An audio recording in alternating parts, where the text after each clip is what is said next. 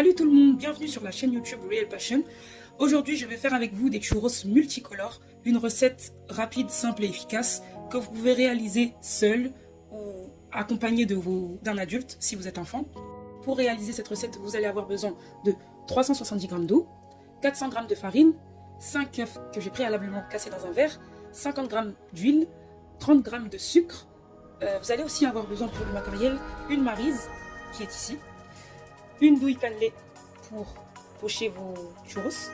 Vous allez avoir besoin de colorants alimentaires et de 3 poches à douille. Si vous n'en avez pas, j'ai une astuce pour vous. Un cutter, une bouteille que vous allez couper en deux, comme ceci. Cette partie-là, vous la retirez. À l'aide du cutter, j'ai coupé le bouchon de la bouteille en forme d'étoile. Mon étoile n'est pas terrible, hein, mais j'ai fait ce que je pouvais.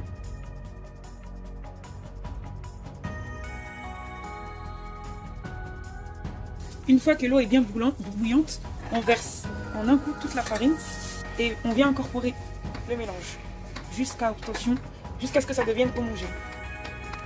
Vous allez obtenir une pâte comme ceci. À l'aide de mon batteur, je vais incorporer les œufs petit à petit dans mon mélange. Si vous n'avez pas de batteur, vous pouvez le faire avec un bol et une maryse à la main, mais ce sera un peu plus compliqué.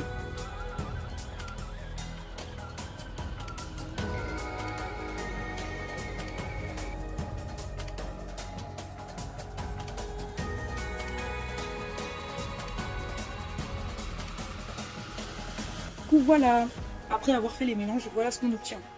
Un bleu vert, un violet foncé, c'était pas vraiment ce que je voulais obtenir, mais c'est pas grave. Le rose, rouge façon, peut-être j'ai pas mis assez de rouge pour avoir un vrai rouge vif. Le violet plutôt mauve et le nature bien sûr. C'est la première fois que j'utilise des colorants alimentaires, du coup vous me direz ce que vous en pensez. Mais par contre mes mains, bon, ça se voit pas trop en vidéo, mais j'ai eu du mal à retirer la couleur qui est restée sur mes mains. Voilà. Vous ferez attention si vous reproduisez cette recette au niveau des colorants alimentaires.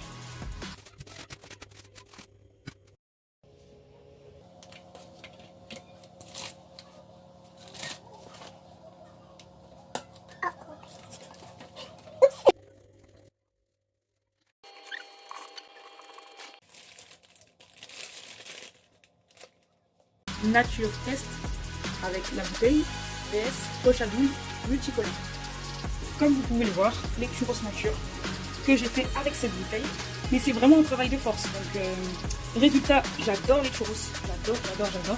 La forme elle est vraiment comme celle qu'on peut trouver dans les fêtes foraines.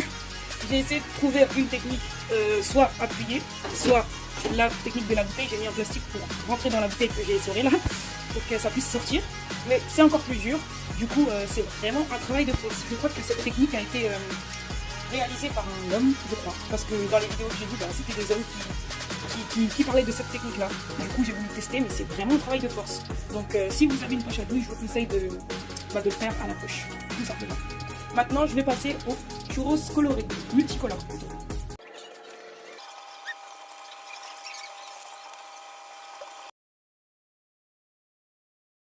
voilà mes churros nature et mes churros colorés multicolores. Dernière étape, le sucrage.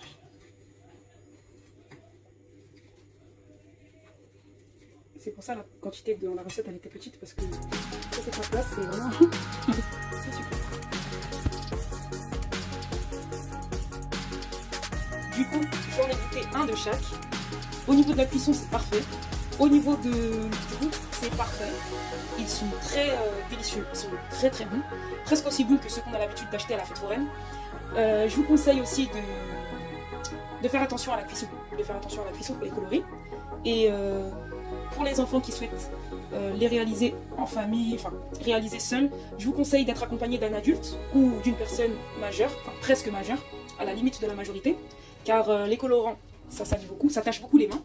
Et l'huile aussi, ça brûle. Du coup, faites attention à ça, faites attention à vos enfants. N'hésitez pas à demander à un adulte de vous surveiller.